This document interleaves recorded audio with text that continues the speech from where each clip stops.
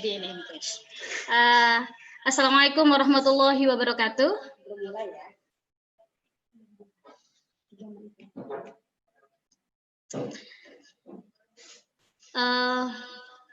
Good afternoon, everyone, and thank you for joining this webinar. Honorable, the whole great speakers, and Excellency, the Dean of Health Faculty, Dr. Titik Ceriani, and also the Head of Nutrition Program of Bumigora Universitas Bumigora, and also to all lovely audience of this international webinar of food, nutrition, and health. I'm Puspita Dewi. I'm lecturer at Bumigora Universitas Bumigora. Universitas Bumigora is one of the best universities in West Nusa Tenggara. It consists of 4 faculties, namely Health, Technique and Design, Social and Humanities, and Economy and Business. I will moderate this seminar for 2 hours later. And please, all audience, to pay attention. I think it will be very beneficial for all for this information that will be delivered by the speakers. The seminar has 3 sessions with the fabulous topics. I strongly believe that it will be it has a plenty benefit for all audience because it will be elaborate about diet, nutrition, food, and health. I think for this seminar, we expect that all audience will be more aware about food and diet.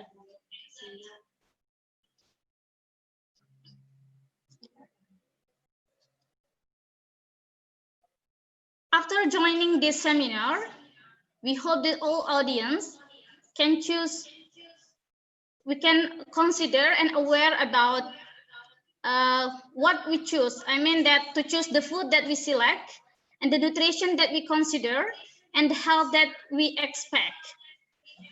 As we know that good nutrition is one of the keys to get a better and healthy life. It means that the better nutrition or diet we consume, the healthier we are and the happier we are. Absolutely, yes. The general public nowadays, I think the modern diet and human health as it's I mean that changed for recently years because of some aspects. The first is about because of the food that we consume and the others.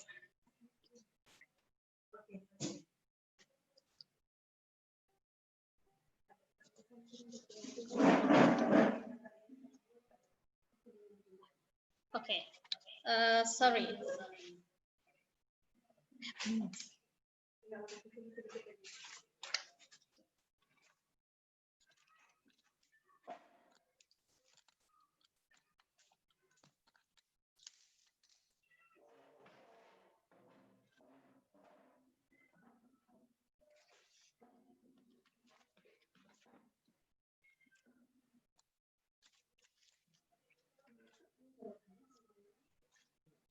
Okay,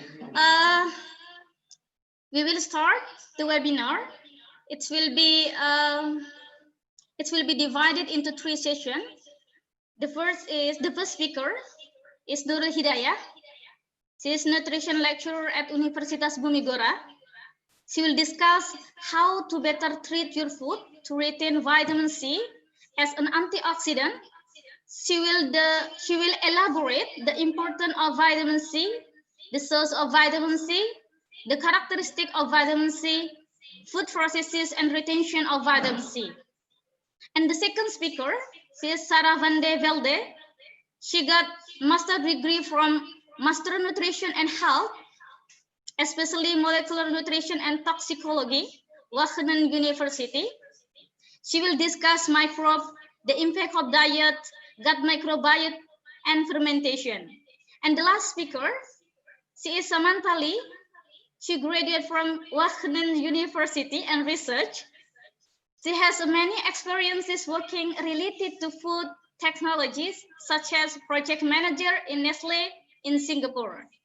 She will talk about fermentation in Asia and its health benefits. Okay, before we are going to the topic, I would like to welcome the Dean of Health Faculty, Dr. Titi Ciryani, for giving welcoming speech. The time is yours.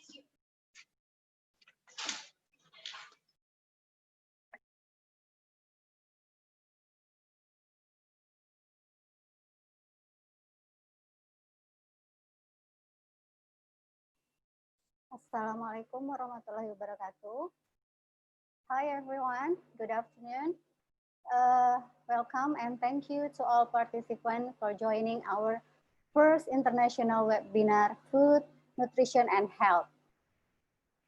And before I open this webinar, first of all, I, Dr. Titi Ciryani, as the Dean of Faculty of Health, University Bumigora, would like to express my biggest gratitude to the head of department of nutrition department and to all lecturers, and then to the all presenters, Ms. Nur Hidayah, Magister of Science, as one of our best nutrition lecturer in Universitas Bumigora, and then to Sarah van de Velde, Magister of Science, as our distinguished presenter from Wageningen University, Netherlands. And then for Samantha Liu, Magister of Science, as our distinguished presenter as well from Wageningen University, Netherlands. Okay, well, ladies and gentlemen, let us gain your knowledge and experience from today's webinar regarding food, nutrition, and health, which is I also believe that food, nutrition, and health is the most important concern to be learned in this current pandemic COVID-19 era. And I personally feel excited in joining today's webinar. And Ms. Puspita Dewi will be our moderator. Yeah, and for the last, by saying Bismillahirrahmanirrahim, I officially open today's international webinar. Thank you very much and enjoy the seminar. Okay, thank you, moderator. Thank you for Dr. Titi Ciryani, as the Dean of Health Faculty of Universitas Bumigora, for giving welcoming speech. And then we will move to the core of the activity. I mean that the seminar, we will go to, we will listen and pay attention please to all audience. For the first speaker, Nurul Hidayah, from a nutrition lecturer at Universitas Bumigora, to deliver your presentations or information or for sharing. The time is yours.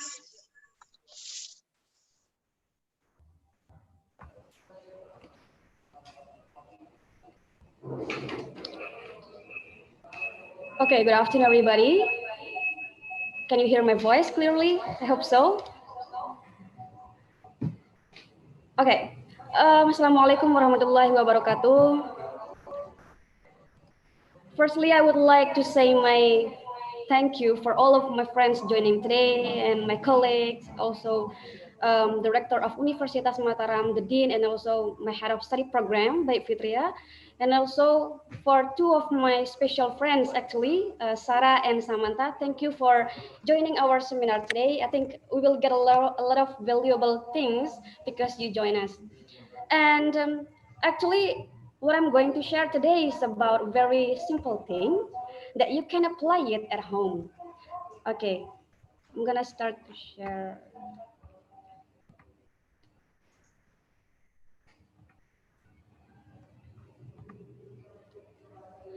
Okay, so this time I would like to share about how to better treat your food to retain a vitamin C as an antioxidant.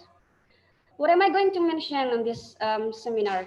First, introduction, of course, and the importance of vitamin C, source of vitamin C, characteristics of vitamin C, the retention of vitamin C, and the conclusion.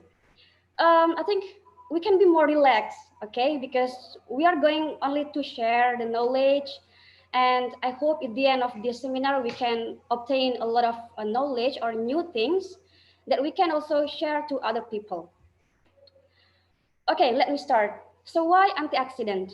Antioxidant is a compound that can produce an oxidation, a reactive chemical oxidation that can lead also to produce a free radicals. This free radicals is very hazardous to our body because it can damage the cell, especially like protein and then the DNA, and at the end it can lead into cancer and other health issues. Frankly speaking, we have an indigenous antioxidants in our body, but this antioxidant cannot fulfill to against the reproduction of free radicals. So that's why we need to add more antioxidants from outside of our body that it can reduce the reactive free radicals. So by what? By consuming a vitamin C, because vitamin C is one of the electron donate, and also it can be a very good alternative for a source of antioxidant. So how the vitamin C work as electron donate? A free radical doesn't have a pair electron, so vitamin C will donate one electron, so it can be a pair electron that both of them will interact, and then it can produce ascorbyl radical. At the end, the ascorbyl radical, if we compare it to a free radical, it is more stable and it is less active compared to free radicals. So that's why the the reproduction of free radical can be diminished in our body. However, 1 out of 20 people, in fact, has vitamin C deficiency. And not all people know how to obtain the vitamins, the source of vitamin C. Sometimes during the COVID-19, people are recommended to consume the vitamin C because it can increase the immunity. But in my opinion, I think based on a lot of researches, I think we can obtain the vitamin C around us from what? From broccoli and then from spinach. I think spinach is available around the world, not only in a developed country, but also in a developing country. So if we compare to broccoli, it is much more cheaper than broccoli. So I think we can fulfill the deficiency of vitamin C from spinach. Or maybe you can consume orange because this is very accessible, or maybe kiwi or cabbage or other green leafy vegetables. What is the character of vitamin C? It is very sensitive into water and heat and also oxygen. So that's why when you cook your vegetable, you have to consider these 3 characteristics: water, heat, and oxygen. But how people treat their food around the world?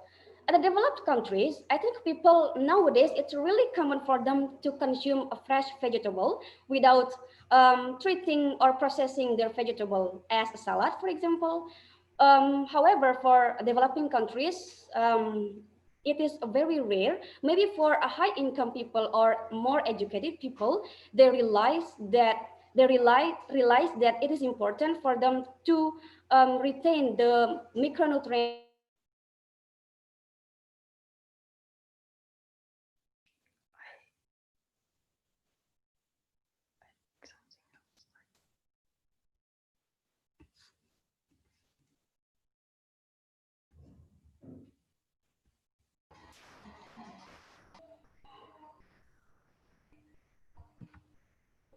Okay, can you hear my voice? I think something happened. Okay, let me continue. Okay, sorry, because I think I have a connection error, but I will continue. not all people can treat their food as what it used to be. So at the developed countries, I think it is very common for them to prepare or serve their food on the table as a fresh raw vegetable, like for example, salad. However, maybe based on some research that developing countries just prepare their food by boiling or stir frying their food, and maybe for high income or high income people, or maybe for them who are more educated and more knowledgeable, they more realize about nutrition, a better nutrition that they can retain on the food for their body, and also for more educated people, I think they will opt to consume a fresh vegetable. Okay, let's look at closely for the methods of preparation of vegetable. And most people opt to boil their vegetable. It's like around 50% for people select to boil their vegetable instead of making it as a raw. And after boil the vegetable, I think it's followed by steaming them, and there are some of them opt to stir frying, and the rest are microwaving and consume it as a raw. But let's consider it closely. For a sweet potato, for example, 40%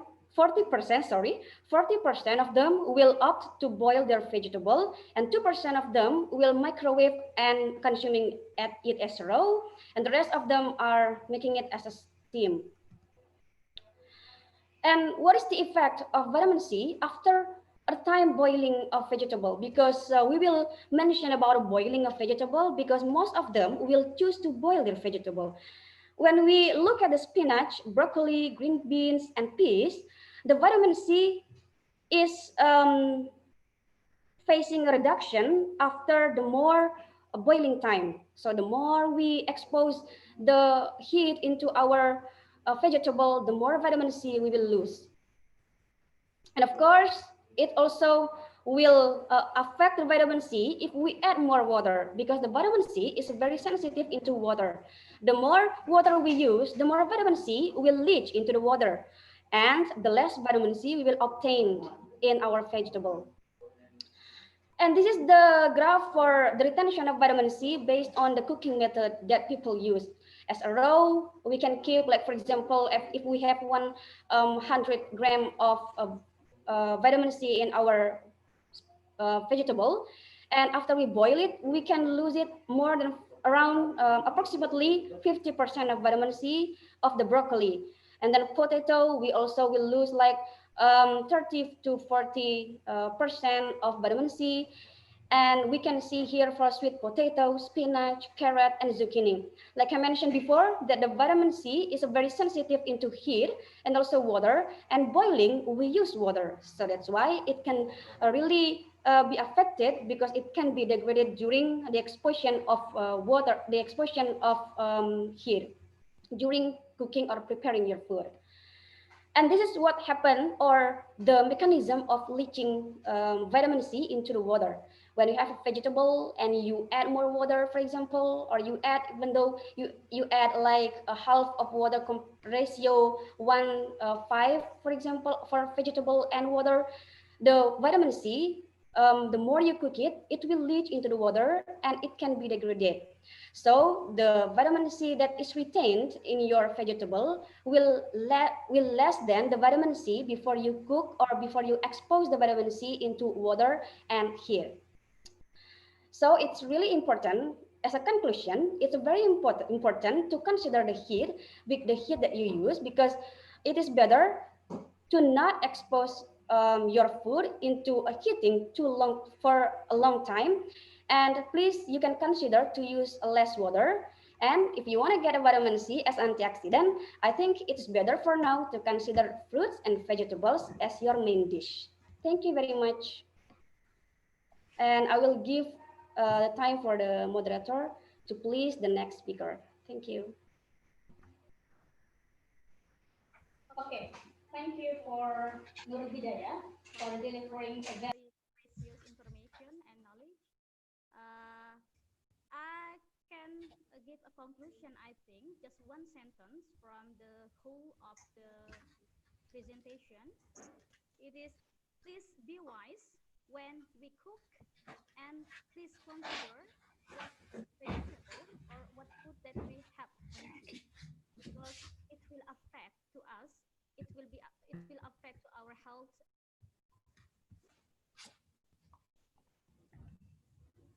Just muted.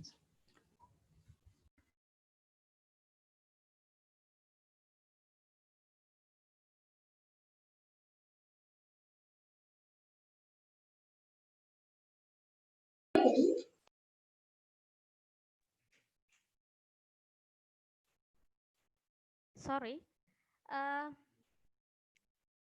Thank you for Nurul Hidayah that has provide a very valuable information and knowledge for us.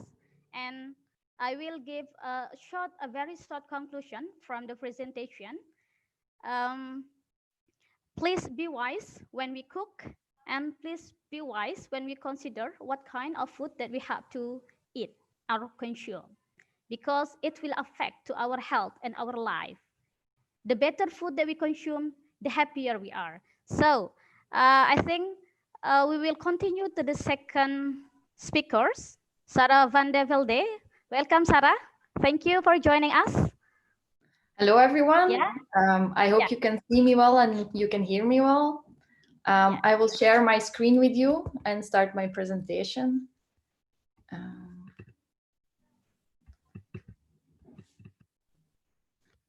Okay.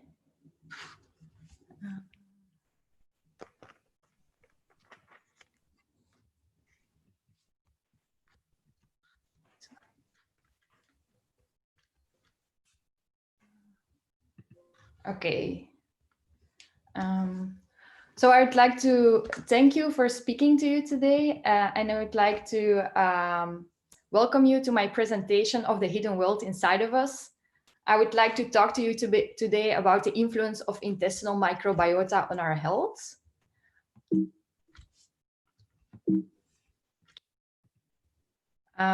This slide will give you an overview of the things I would like to talk to you today about.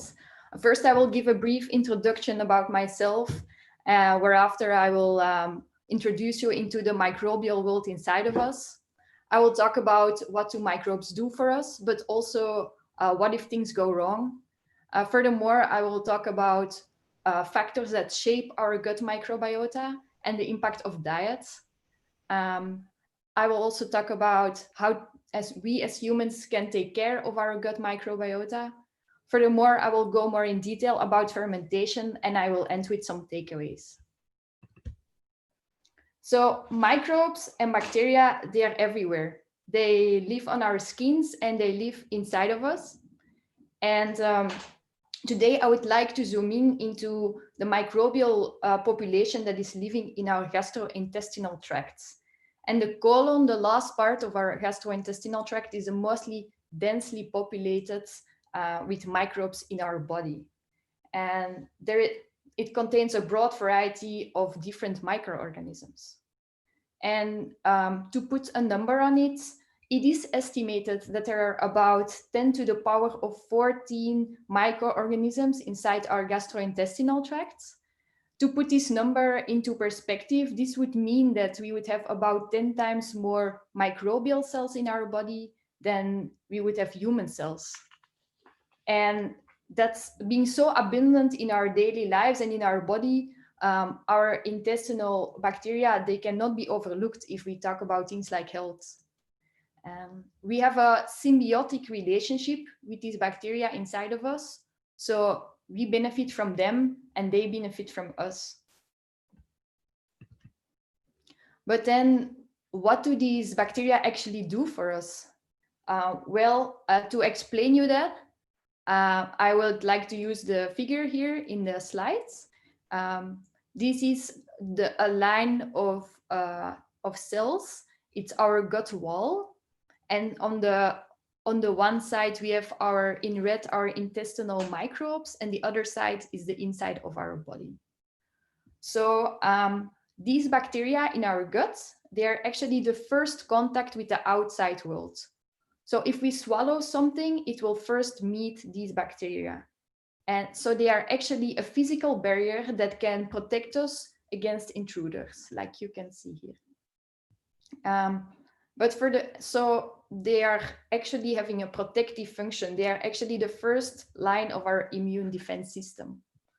Furthermore, our gut bacteria, they can produce vitamins that are essential for us, like for example, vitamin K. And they also digest food. Our gut bacteria, they break down foodstuff that is indigestible for us. And by doing so, they produce smaller molecules we call metabolites, and they can have many beneficial functions for us. Like, for example, they can cross the intestinal barrier and they can influence our fat and sugar metabolism. But they can also be an energy source for the cells we have in our gut. They could also influence our immune system and even influence psychological factors like appetite regulation and behavior. And they can, to a certain extent, even influence the ways our genes are expressed. Furthermore, these metabolites, they can also interact with other bacteria in our guts and thereby influence the growth of our bacterial population. So all in all, a balanced intestinal microbiota seems vital for having healthy body functions.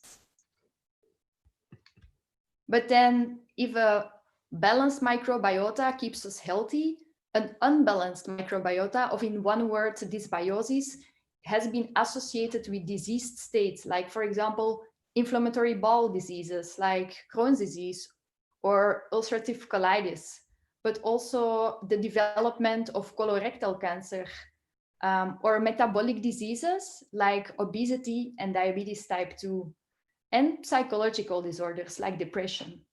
So also keeping a healthy gut microbiota is crucial to maintain our healthy body functions. So we should take care of this special relationship we have with our gut microbes. So then, what are factors that can shape our gut microbiota? Well, there are genetic factors and environmental factors. And several environmental factors that have been implicated in shaping the microbiota are, for example, geographical location. This means that the general microbiome of a person in Belgium will be different from a person in Indonesia, for example. But also factors like smoking, surgery, and depression will be of influence. And then there is diet. Current research suggests that our diet exerts a large effect on our gut microbiota. Even so, diet is considered as one of the main drivers in shaping our gut microbiota across our lifetime. And this already starts from birth. It means that differences in diet will result in differences in the microbiota composition. For example, it has been seen that breastfed children, they have a higher diversity in their microbiome than non-breastfed children. And people who consume a Western diet, which is characterized with high amount of sugar, low amount of fibers, and high amount of animal fats, they have a decreased diversity in their gut microbes. So it is so that diet is a very important parameter in shaping our gut microbiota. A diet that is rich in non-starch polysaccharide fibers has been proven to enrich different bacterial species in our gut.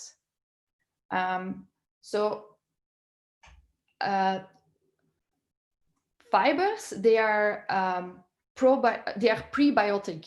It means that fibers, they are selectively utilized by our gut microbes, conferring a health benefit. So in other words, our bacteria, they feast on fibers. And then there is the diversity of our diet that is also of very big importance. So a diverse diet will result in a diverse microbiota, which can produce multiple different beneficial metabolites. And a diverse gut microbiota makes us more flexible to deal with changes, like a certain change in diet or stress, for example, like diseases. You can compare it with a football team. So if you have only 11 players in your football team, and one player falls out, you will probably lose your game. But if you are more than 11 players and one falls out, then another one can still take the function of the previous one. And so you can still have all your functions in your team. That's also in our guts. Furthermore, different bacterial species in our gut, they can cooperate to break down more complex foodstuff that one bacteria on its own could not break down. So they can work together and help us to digest food. And then there are fermented foods. I talked about prebiotics when I talked about fibers, but fermented foods, they are natural probiotics. And this means they contain a live bacteria that benefits the development of our microbiota. So they add to the diversity of our microbiota. So diet shapes our microbial composition and diversity. And this is a factor that we can influence because we can choose what we eat. So then how can we take care of our own gut microbiota? Well, we can eat a diet that is diverse and that's fiber rich, containing a lot of vegetables, fruits, legumes, whole grain products, and fermented foods. And I would especially want to talk about the last one, fermented foods. Fermentation is a process that goes way back in time with human history. Many cultures, like every culture has developed its own way with fermentation depending on the environmental circumstances and the ingredients available. But then what is actually fermentation and why do we ferment things? Well, fermentation is a process by which sugars are transformed by microorganisms into other substrates in the absence of oxygen. And these substrates can have potential beneficial functions for us. And the fermentation process makes that foods get more easily absorbed by us and digested by us. But there is also other benefits about fermentation. And one of them is flavor enhancement. So by fermenting foodstuff, it releases or it changes the flavor profile. I think we can all agree that soy sauce tastes much better than soybeans. So fermenting unlocks certain flavor components. And then there is preservation. Fermented foods, they have a longer shelf life. So the harvest season can be extended and we can have food for a longer period of time. And we don't have to waste anything anymore.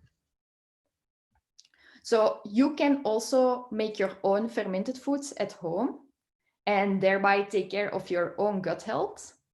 For that, I made an instruction video. You can find it on YouTube. After this presentation, you can look at it and you can do it at home. I made a step-by-step video on how to make lacto-fermented vegetables. Lacto-fermentation is an easy way to start fermenting because it doesn't require a lot of technical tools or anything special. Lacto in lacto-fermentation stands for the lactic acid bacteria that are important here because they will convert the sugars in the vegetables into acids. So you can take care of your own gut microbes in your own house and make your own fermented vegetables. I would like you to take some things away from this presentation, and the most important is that we need to take care of this special relationship that we have with our gut microbes to be able to benefit from all the positive functions that they give us. And in that, diet is of very big importance for a balanced gut microbial composition and our intestinal health. And a varied diet will result in a varied gut microbiota that will make us more resilient towards stress like disease. Fiber-rich foods and fermented foods, they're a delight for our gut microbes. And we as humans, we can influence our own health by choosing what we eat. So I would like to, if you have questions later on in the Q&A session, you can ask your questions. And I would really like to thank you for speaking to you today. If you have, after this presentation, more questions, you can reach me on my email address. And I also added the links to my blog and to the YouTube video, so you can go and on it and ferment these vegetables at home. So thank you for speaking to you today. I would like to give the word again to the moderator.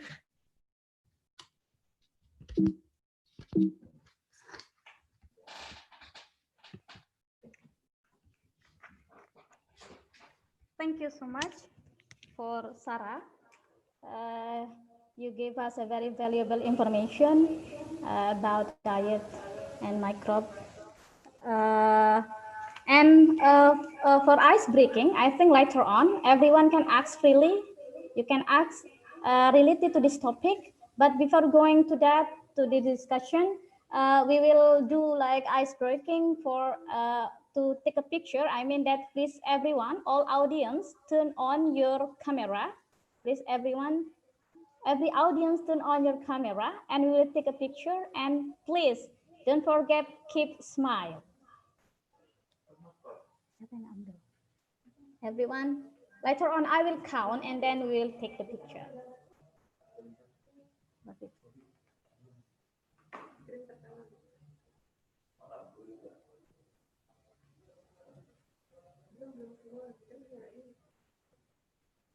Later on.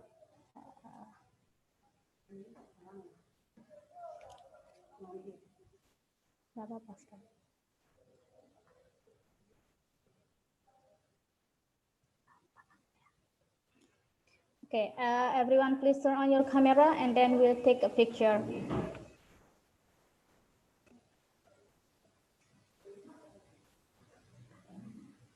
Okay, I will count 1, 2, 3, and then please all keep smile.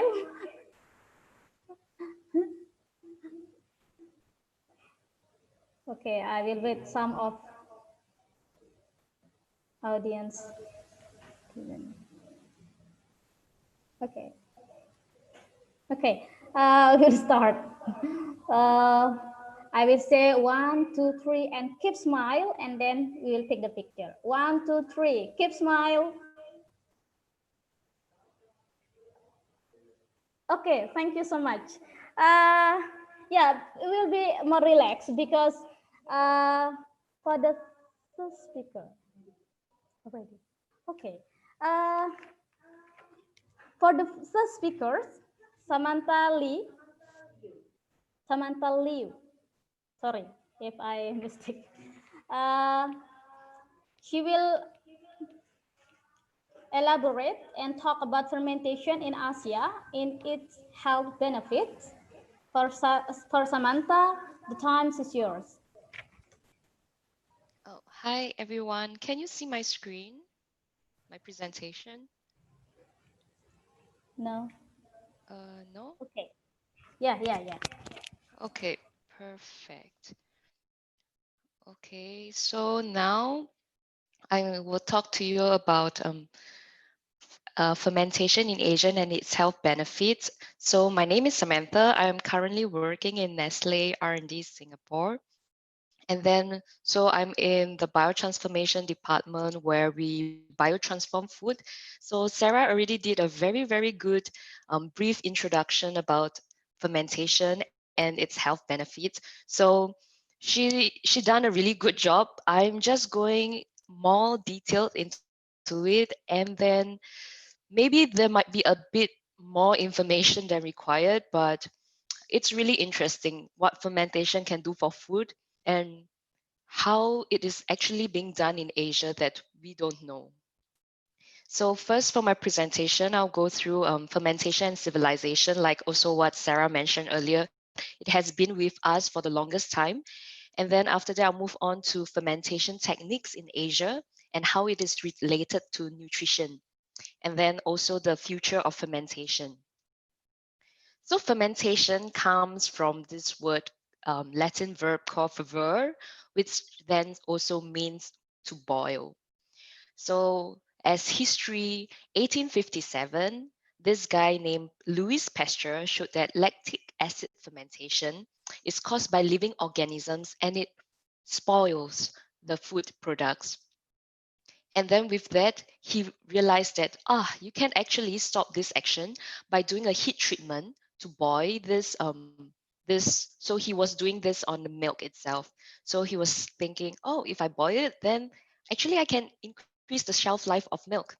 So this is why pasteurization was invented. And of course, since he found it, he named it after himself. So we have this process called pasteurization. So as quoted by our American poet, fermentation and civilization are inseparable. I can bring you through this history of fermentation. So fermentation started 7000 BCE with cheese production in Iraq. And then the ancient Egyptians discovered the usage of yeast to leaven bread for bread making and also for wine making. Following which, in the following years to come, there are fermented milk products being utilized in many other regions. And then also widely known for beer in the Western world, it's very well drank. So every party they have it. It's fermented. It's discovered in 1750 in Sumer. And then, as I mentioned earlier, Louis Pasteur, the guy who invented pasteurization. So this happened in 1857. And then from 1970 onwards until present, this is when food industry started to use known cultures and bacteria in our mainstream food. So for fermentation, there are two different kinds of fermentation techniques. One is solid state fermentation, where you do the fermentation with a solid substrate. So with soybean, like soy sauce and also tempeh. For liquid state fermentation, this is where, as the title says, liquid means you use liquid as a base. So this is commonly used in the yogurt fermentation. And then traditionally in the past, our forefathers don't have, you go to a company and you buy a cell culture for fermentation. So what we do with whatever is in nature. So all this bacteria is around us. So if I give you an example, they just actually let this milk sour. And then when the milk sour, it curdles and it forms yogurt. With this yogurt, there are already live bacteria in this yogurt itself.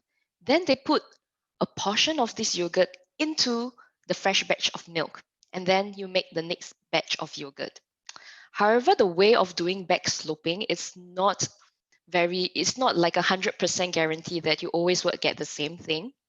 Sometimes you would have things spoiling because it's not very well controlled and you don't know what kind of cell culture is in there. So nowadays we do fermentation, which is known as like the known culture fermentation, where you already know what you are putting in by buying this starter culture. And then the success rate of fermentation is much higher compared to just doing back sloping.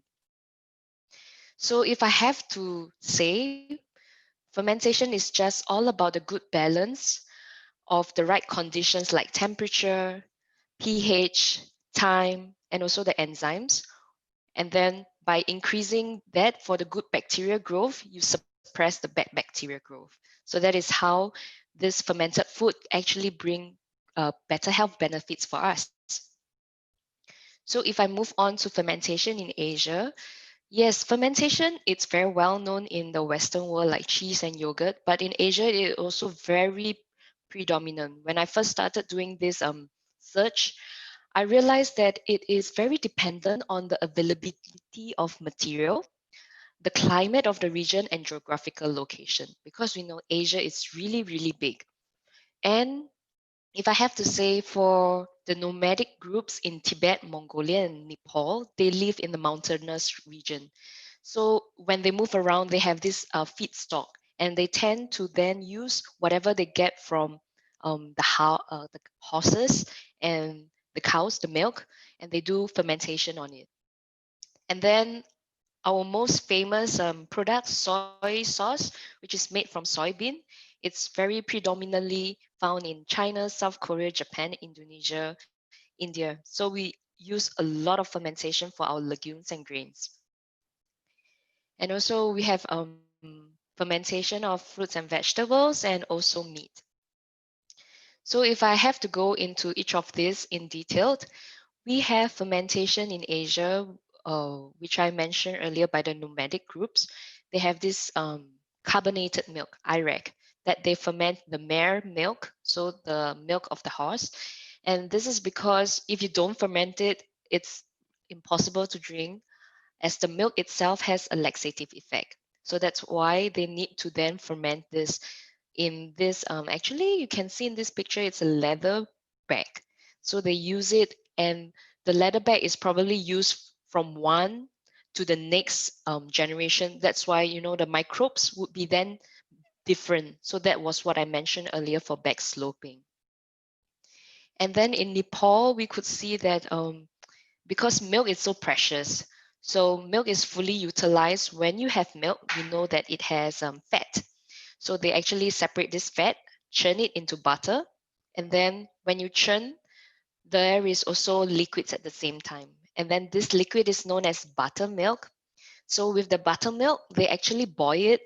And then you can see in this picture, there's chupri, where there are small little blocks and they hang up and have it um, dried and fermented for a few days.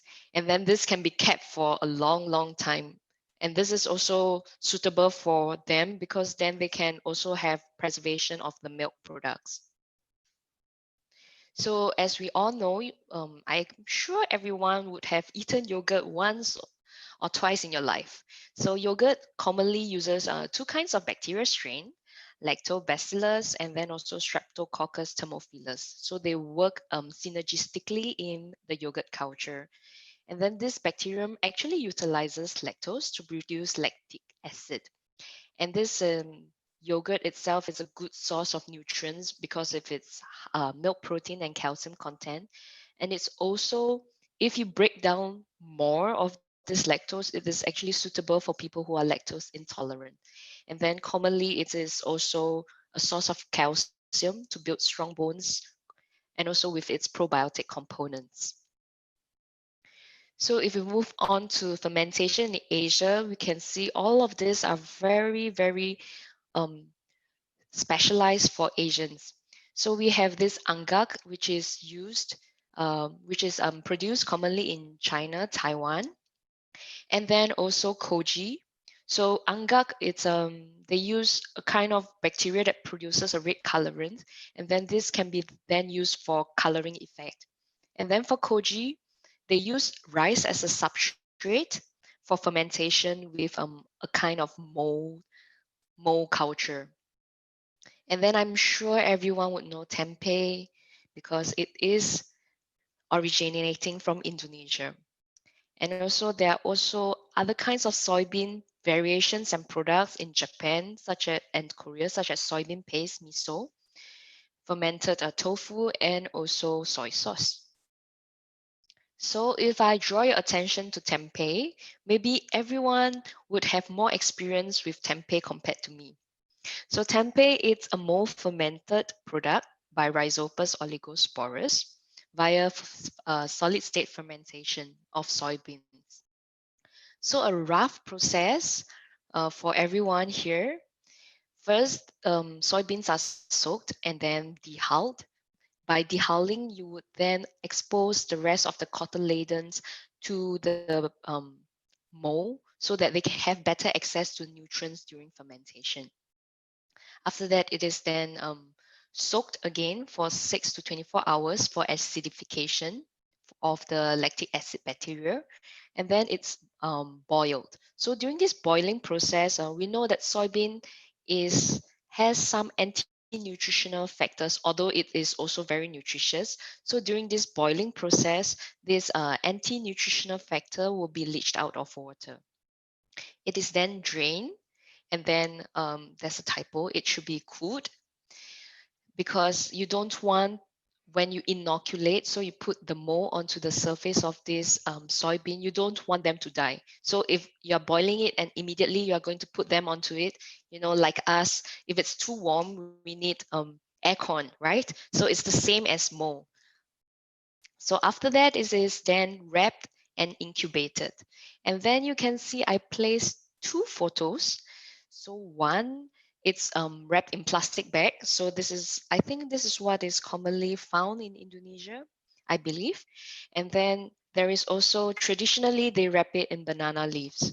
And during this incubation process, I have a chart here. So in the first 30 hours, it is when the fungal bacteria starts to grow really fast, as you can see from the graph. It moves, there's a rapid increase in free fatty acids as well as the bacteria count. And then once it is at its maximum, you can see that this fungus produces a mycelium that then covers the whole tempeh. And that is why you see this white layer in your tempeh. And then during this transition phase from 30 to 50 hours, this is the best time to harvest your tempeh, because then the bacteria starts to plateau, and then the free fatty acid starts to decrease slightly by a little.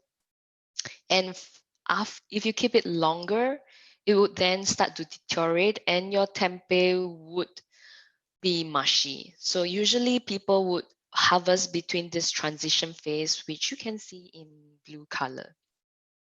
And during this fermentation process, a lot of enzymes are being produced. So these enzymes would then break all of the macronutrient like lipase and also the big carbohydrates into smaller units. So tempeh itself, it's very popular because it's an alternative source of protein other than having it from an animal source. As you can see, it's 19, so it's quite comparable to chicken for just being a protein source. And then because of the fermentation process, it actually increases the digestibility of proteins and carbohydrates for us. So soybeans itself, it contains a lot of raphinols and stachiols. And then if you don't break them down, if you eat them, eventually you might have flatulence. So by having this process, it reduces the tendency for us to have flatulence. And also through this fermentation process, certain B vitamins are being produced. And also it allows availability of minerals for absorption. So I mentioned earlier that soybeans has anti-nutritional factors. So during fermentation, so this phytase is present, it breaks down phytate. So by breaking down phytate, it can no longer bind to calcium and magnesium. And with this reduction of phytate, then there are more calcium and magnesium to be absorbed in our body. And also through this process of fermentation, there are also a lot of flavors being produced, such as what people commonly describe as nati, mushroom, and also umami. So fermentation of fruits and of vegetables and fruits, it is a lot in Asia. I know about this fermented tea leaves called lafette in Myanmar from my colleagues. And also for kimchi, I'm sure a lot of people who are into Korean pop would know that kimchi is a fermented food. So then the other kinds, they have Masura in Nepal, Gundruk, also in the Nepalese India region. And then because I have this lecture for the Indonesian university, I decided that including all this food, it's like tapai, oncom, and acar. And then I recently found out that nata de coco is also fermented from coconut juice in the Philippines. And for fermentation of food in meat, so it's commonly in Thailand, in Nam, and also in Vietnam, as you can see. So this the pork is commonly minced and then mixed with glutinous rice and a lot of garlic, salt, flavors, and then wrapped in banana leaves. So it's quite similar to tempeh, and then fermented for 3 to 5 days. So these are all the bacteria that is working during this meat fermentation. And at the end, there is a taste enhancement and also improvement in the firmness and texture of meat. So I've bombarded you a lot about fermented foods in Asia. So what exactly are the benefits? So during fermentation, enzymes are present and it starts to break down the big complex compounds. And this, when we eat, it will help us, it is easier for us to digest. And also it improves the taste, as I mentioned earlier, on tempeh and also for the meat, such as the umami flavor. And it's a good probiotics. And at the same time, it enhances nutrition by releasing through the fermentation process, it releases vitamins such as the vitamin B complexes. And then, of course, back in the past, there is no fridge or freezer. So a better way to preserve and prolong the life of your food is then to do fermentation. So with usual fermentation, the matrix is usually acidic in this food, and then it inhibits the growth of the bad bacteria. So if I have to talk about the future of fermentation, I have shown you so many different fermented foods. I was so tempted to put more, but I don't think more is good because it's already quite packed in this presentation. So if I take tempeh as an example, so soybean is used as a base for tempeh fermentation. However, there have been literature where they actually use different lentils and other legumes such as mung beans for fermentation. And they found that it was pretty good in terms of flavor. And also this way it produces vitamin B complex. So you if you think that for tempeh fermentation, we can already produce a lot of vitamin B. So if we just tweak the metabolic pathway of these strains, there is a possibility that they might be able to overproduce a lot of this vitamin B complex. And then this might give new horizon where we might be able to get vitamin B from then vegetable sources, which sometimes can only be obtained from animal. And also, you can get very creative with fermentation. There is a lot of possibilities where I found that koji, so I mentioned earlier, so this is commonly used in sake preparation. So it's alcohol made from rice in Japan. So instead of making an alcoholic drink with koji, this company, okay, this is a sake company. So they use what they have as a koji. Instead, they change it to a rice fiber drink. And they have done studies on it to show that it actually benefits our gut microbiota. So this is one way that instead of making alcohol, you can maybe change it to make it to something that is a healthy fiber drink. So as I mentioned earlier, fermentation has a lot of endless possibilities. There is many combinations and permutations you can do to make magic happen. So magic does not have to happen in your lab. It can also happen in your kitchen. So with this, I end my presentation and I thank you for following me through this presentation. Thank you. I will hand it back to the moderator. Okay. Thank you for Samantha. It's very precious information that you give to us. And I think there are some questions from the audience here. The first, probably I will. Okay. Thank you for all speakers. I think there are some questions from audience that I will read for you. The first question is from Miss Nunu. For Miss Nunu, sorry. The question is, what do you mean about not cooking vegetables for too long? And how many % of nutrient are lost on vegetable if we cook too long? Okay. I think for the first question, I will give opportunity to Ms. Nurul Hidayah to answer the question. Time is yours. Okay, thank you so much. What I mean by don't cook your food too long, because vitamin C is very sensitive into water and heat. So that's why you have to be smarter to choose the time of cooking for your vegetable. For example, if you boil your vegetable, based on the research that I've done, don't cook your vegetable more than 5 minutes, because you can lose your vitamin C for around 50%.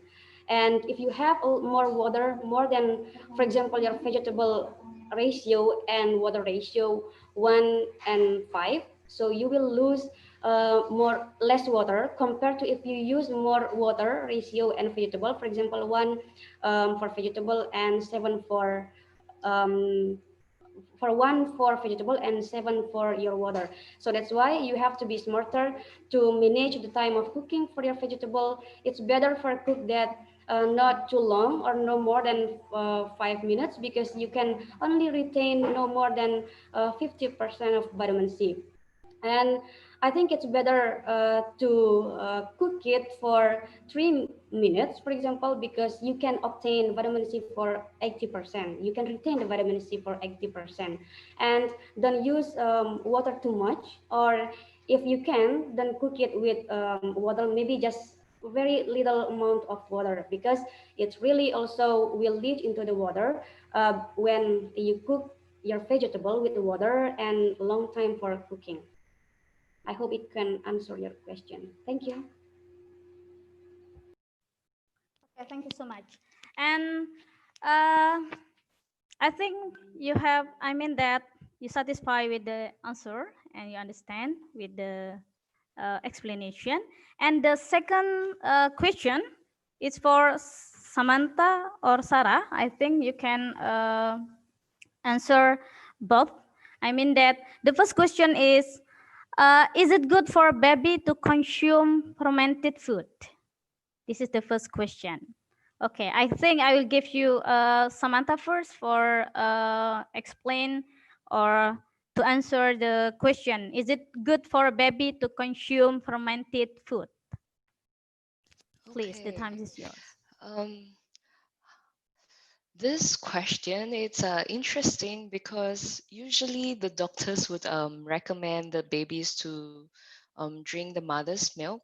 So in terms of, because I don't have a kid myself, I will not be able to advise if babies are all right to have fermented food, because their microbiota, it's still developing.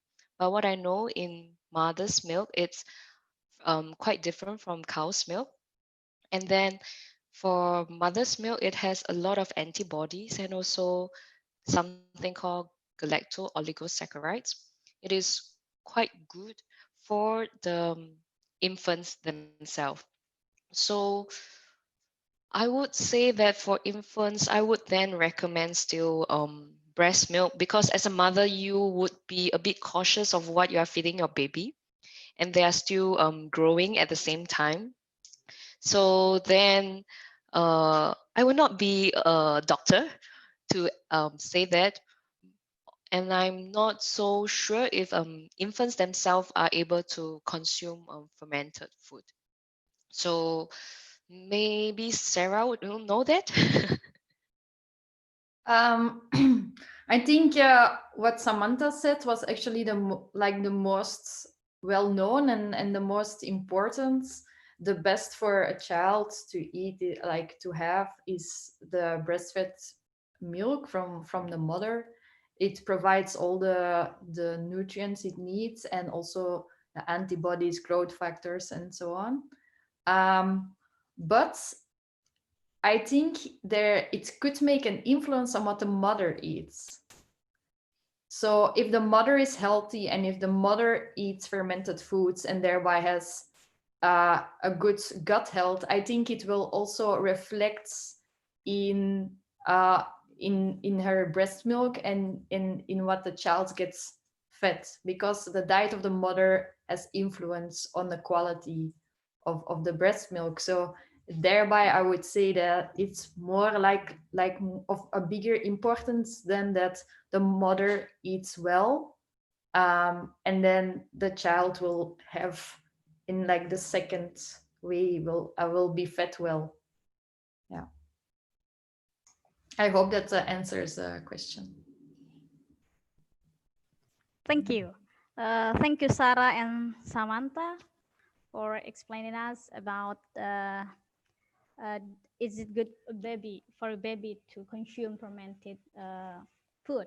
And I think the next question is from Abdurrahman Lombok. Oh, sorry. No, from Alfian. Yeah. This question is for Ms. Nurul Hidayah. What is your opinion? According to some information obtained, there are several ingredients that contain vitamin C. If combined with other ingredients that can be toxic to the body if consumed. For example, salad containing tomatoes and cucumber together, where tomatoes are source of vitamin C, while cucumber contain vitamin C absorption enzyme. So it can make your digestive tract will not smooth. So what do you think about this question, please? Okay, thank you so much for the question. Yeah, actually, not all vegetable you can make it as a salad when you combine it.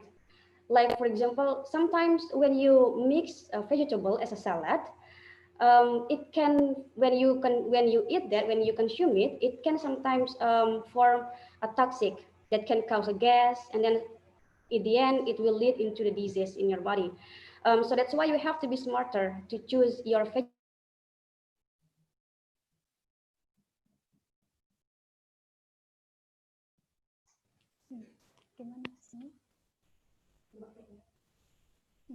Sorry, because there is a trouble and with the connection. So we will wait for Ms. Nurul Hidayah to continue her explanation and her answer. Okay, sorry. Yeah, I think, like I mentioned before, like not all food you can combine it as a salad, because sometimes when you mix food and you don't know what it is inside, it can form a toxic, and then it can cause a gas, and at the end it will lead into a disease in your body. So that's why you have to be smarter to choose which vegetable that you can mix as your salad. Like, let's take an example, cucumber and tomato. Tomato is one of the sources of vitamin C, but the cucumber, it has an enzyme that can interfere the absorption of vitamin C. So that's why I think you have to, at the end, I think it might make your stomach angry. So that's why I think it's better not to mix both of them. Or maybe another example, like milk and melon. Milk is very, it takes longer to digest in your body, but for melon, it is very short. You need a short time your body needs a short time to digest it. So that's why when you already consume a melon, it can cause a curdle of the milk in your body. So that's why I think it's better not to make the food more complicated in your stomach, and you must be smarter to choose which vegetable that you can combine as a salad. Thank you. I hope I can answer your question. Okay, thank you so much for Ms. Nurul Hidayah. And there are some questions also. This is it can be answered by Samantha or Sarah, because I think it's similar material. So the question is, now in Indonesia, especially in Lombok, so many people consume tempeh. Yeah. Even we consume tempeh in the morning, afternoon, in breakfast, lunch, in all day. It is good for our health to consume fermented food? I mean that for all day, every day, in all day. Is there any bad effect or not? Thank you. Okay, interesting question. This is always what we say, you are what you eat. And then I believe everyone knows about Korea, that they do have fermented kimchi. So to be honest, they have it breakfast, lunch, and dinner. And it was they did a lot of studies on kimchi. This one I can be sure that they did a lot of studies on kimchi, that it does improve its the gut microbiota of people eating it.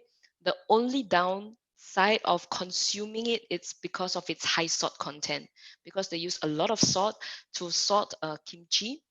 So the thing is, the scientists are concerned that yes, it's proven that it's very good for our gut microbiota, but it has a lot of salt. So there's a good and bad thing at the same time. So everything what we would say is we eat in moderation. And I hope you are not eating tempeh like rice. It is probably by like a side dish, right? So then I would not see much problems, because with fermentation it would reduce the anti-nutrient. But as I say, keep everything in moderation. As long as the way you cook tempeh, it's healthy, I don't think there's much of a problem. Thank you. So probably there is additional answer from Sarah.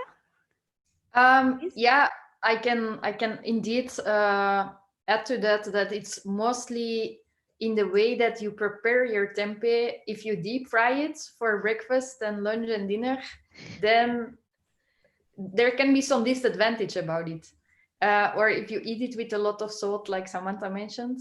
But the tempeh itself and the fermented product itself is not a problem if you consume it so much, because it has a lot of nutrients, and also your body gets used, and your intestinal microbiota gets used to digesting a certain product. So your microbiota will shape to what it gets fed. So there will be no problem. But it's mostly in the way of preparation that's also like Nunuk suggested, that the preparation way of food determines a lot of if it's healthy or not. Okay. Yes. Okay, thank you. I think actually there are so many questions related to the food, nutrition, and health, but I think because of the time, so we have to give limitation for this. But I will read two questions more, I think.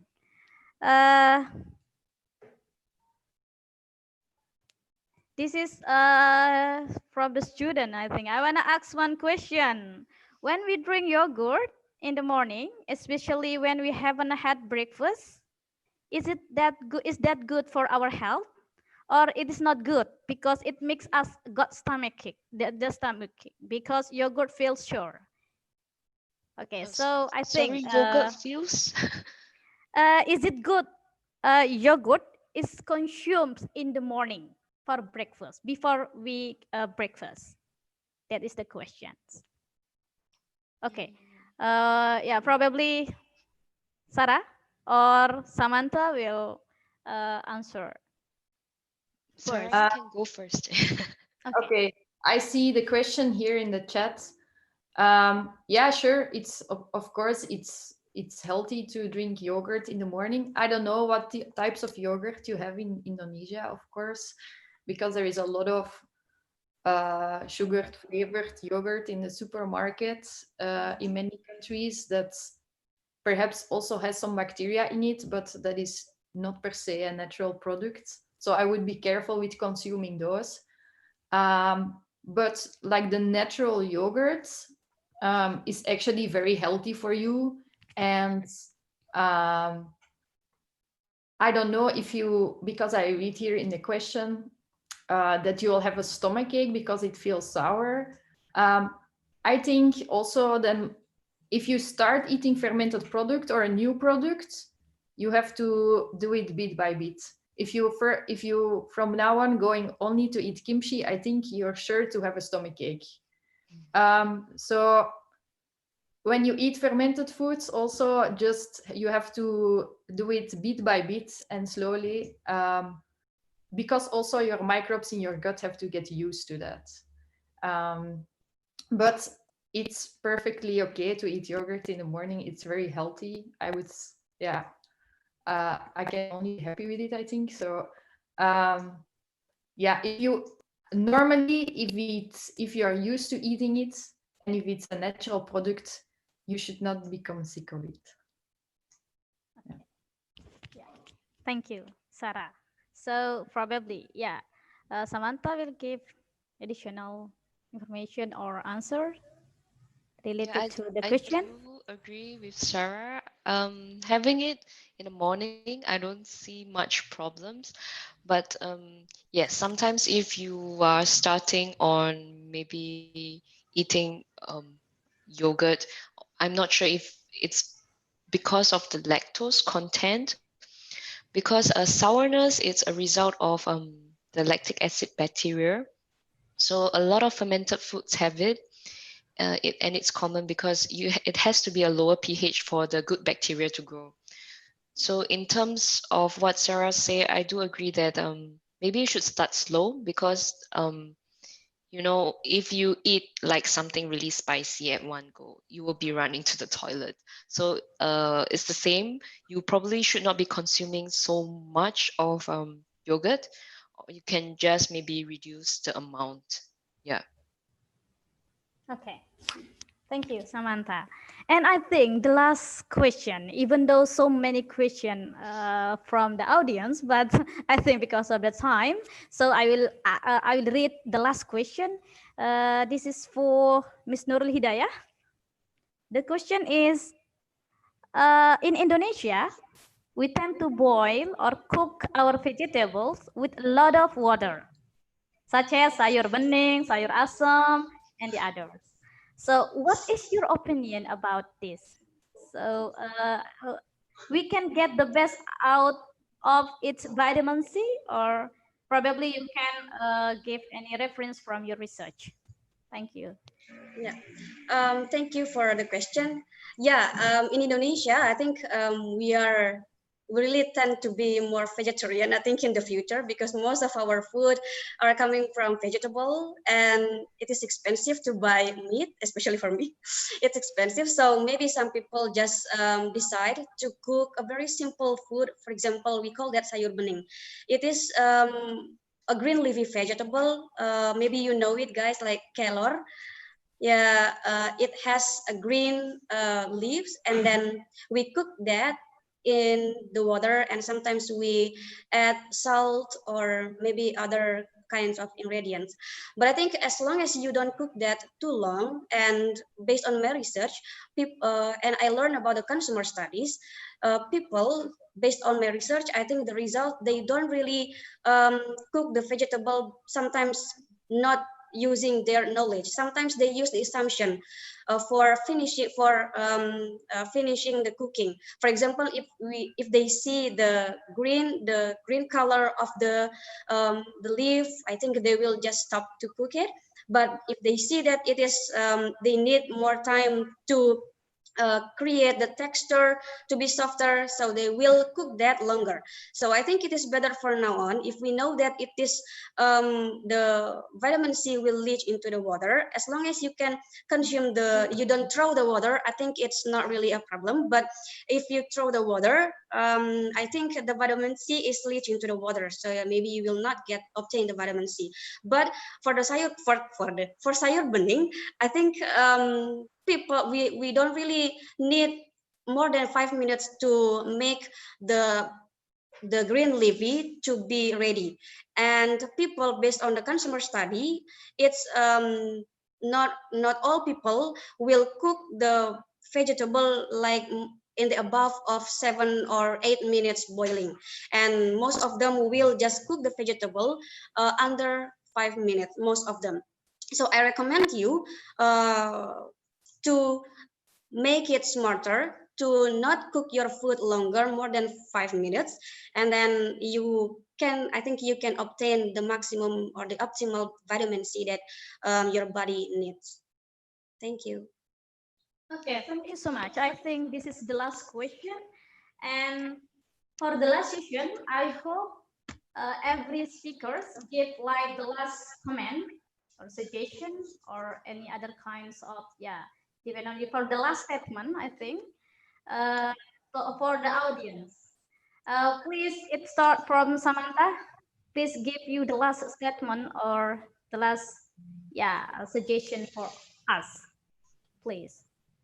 So if I have to say, fermented food, it's really related to our nutrition, and it has been here in Asia for a long time. It has because it's something that is not well known, and I have young people telling me that fermented food is not sexy. It is for old people. At least in Singapore, I hear this very often. So the thing is, we want to then modernize ways that we can market it, like how kimchi, it has a history, and now it's so famous. So I believe it can be applied to every other food product we have in Asia, and then there's so much possibilities we can tap on. So this is why I really enjoy working for fermenting and also application of enzymes in food. So I hope everyone would continue consuming tempeh, breakfast, lunch, and dinner. Yeah, thank you. Thank you. Thank you, Samantha. And please, for the next speaker, Sarah, you can give us the last statement or suggestion for us.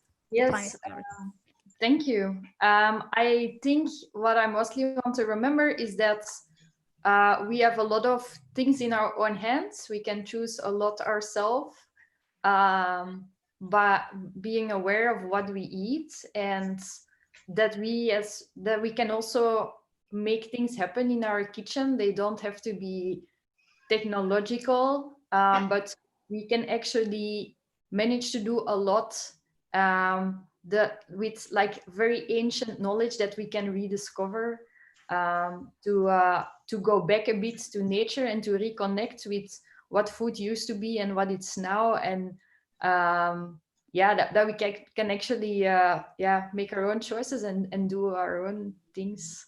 So that's what I want to remember here. Thank you so much. Okay, thank you so much. The last is the first speaker, Ms. Nurul Hidayah. Please give the last statement or suggestion for whole audience. I think I'm gonna just say, let's eat more fruits and vegetables. It not only contains vitamin C, but you can also obtain other micronutrients that can give a lot of benefits to your body, especially during COVID-19. Thank you. Okay, thank you so much. I will give the last statement also from me. It's based on all the speakers. First, be smarter, be wiser, be happier, and be healthier. And not all good things. Please, all good things is not good if you consume too much. So especially for tempeh, because it's our habit, including me, I have to reduce it. I think we have to reduce it to consume, not all day to consume in tempeh, even though tempeh is very good for our health. Yeah, I think this is the last session, and from the committee asked to take a picture again for the last session. This is for documentation, I think. And please, everyone, I do apologize to people who has a question, but we don't answer it yet. So you can join and you can follow the ID IG Gizi Universitas Bumigora. Yeah, you can ask anything related to the nutrition, food, and health. Okay. Please, everyone, I think this is the last. We have to take a picture again. Everyone and all audience, please turn on your camera. Turn on your camera, and I will count. Don't forget to smile.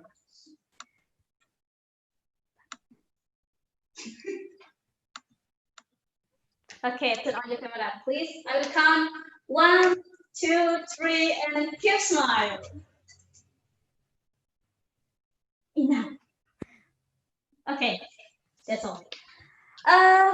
Thank you so much for Sarah, Samantha, and Nurul Hidayah for you available and to share your knowledge and information to us. And it's very valuable things. And I gained so many additional information. And I think today, thank you so much it's sponsored by PT Agrofish. PT Agrofish, and it's held by Universitas Bumigora, especially for nutrition department. And thank you for all committed. You have hard work for this webinar. And for all audience, thank you for participating for this international webinar, especially for the speaker. Thank you so much. And I think I say goodbye and see you anytime. And Assalamualaikum warahmatullahi wabarakatuh. Waalaikumsalam warahmatullahi wabarakatuh.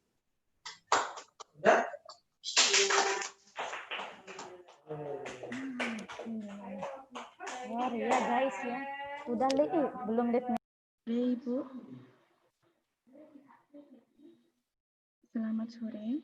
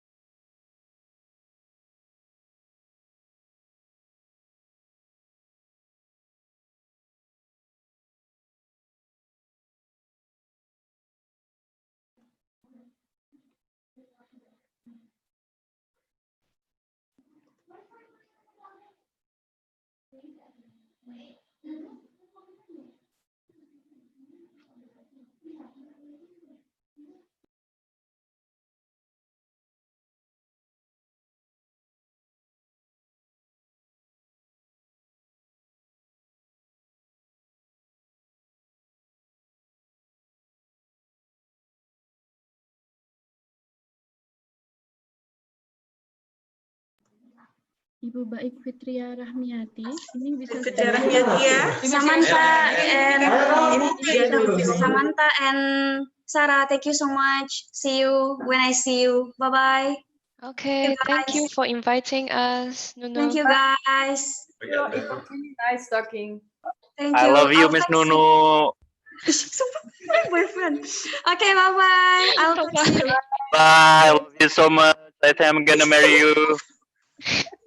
Bye bye. Bukan saya ya.